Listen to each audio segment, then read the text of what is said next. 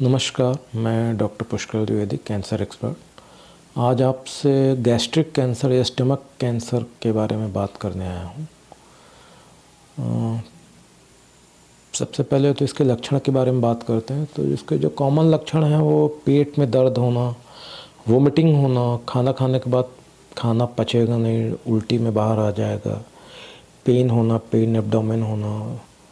उसके बाद weight loss भी होता है। पेशेंट बोलते हैं कि खाना पचता नहीं हो, उल्टी से बाहर आ जाता है, तो ऑब्वियसली पेशेंट को वेट लॉस होगा। ये उसके कुछ कॉमन लक्षण हैं। कॉज, इसके पीछे कारण क्या है? बहुत से कारण हैं।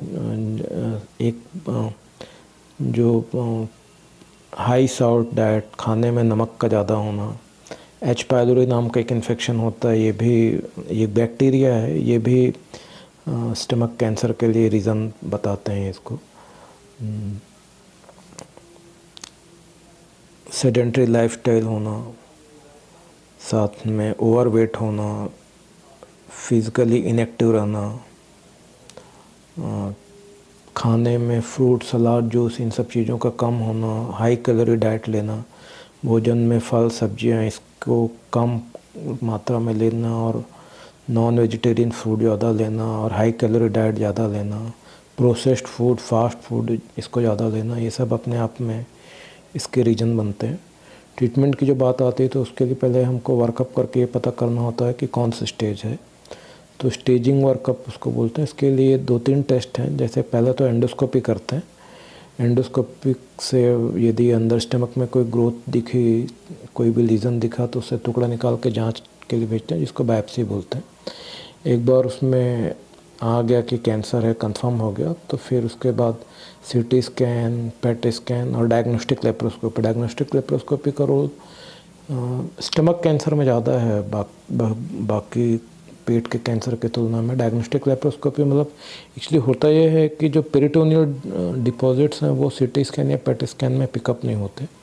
इसके लिए ये कंफर्म करने के लिए कि कौन सा डायग्नोस्टिक लेप्रोस्कोपी, जैसा नाम ही है डायग्नोस्टिक, तो बेसिकली कौन सा स्टेज है, डायग्नोसिस कंफर्म करने के लिए दूरबीन को पेट में डाल के देखा जाता है कि स्टमक का कैंसर से स्टमक तक सीमित है या फैल के ये पेरिटोनियम में मोमेंटम बाकी जगह भी फैल गया है।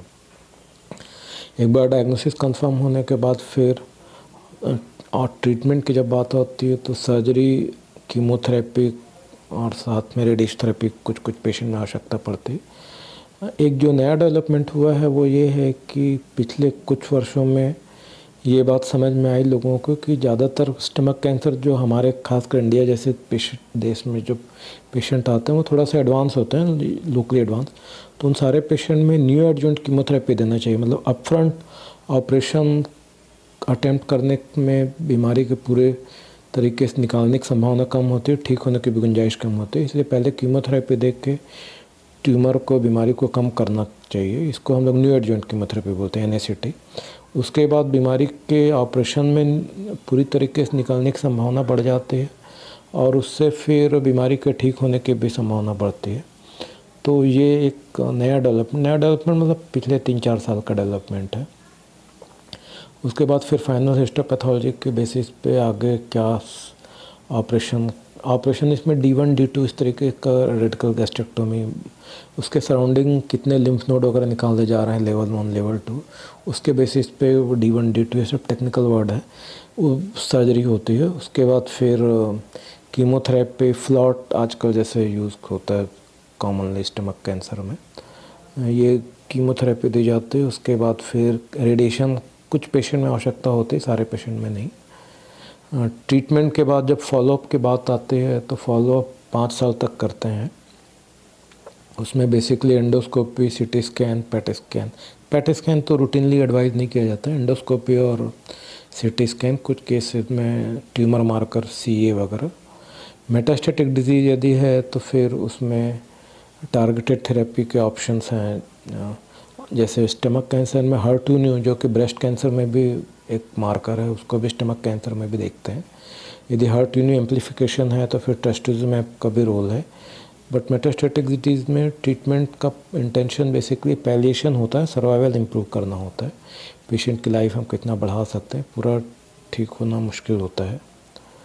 तो एक अच्छा जो नया डेवलपमेंट हुआ है वो ये है कि पिछले कुछ वर्षों से हम इस कैंसर का आयुष्मान के माध्यम से भी ट्रीटमेंट कर पा रहे हैं। इसके पहले कैश ट्रीटमेंट ही ऑप्शन अवेलेबल था, पर अब हम आयुष्मान के माध्यम से भी इस तरीके के कैंसर का ट्रीटमेंट इलाज कर पा रहे हैं, जो कि बहुत बड़ा हेल्प है हमारे पेशेंट्स के लिए। तो मेरी बातों को इतने ध्यानपूर्वक सुनने के लिए धन्यवाद। और भी यदि कुछ प्रश्न होंगे तो उनको आने वाले सेशन में लेने की कोशिश करेंगे। धन्यवाद।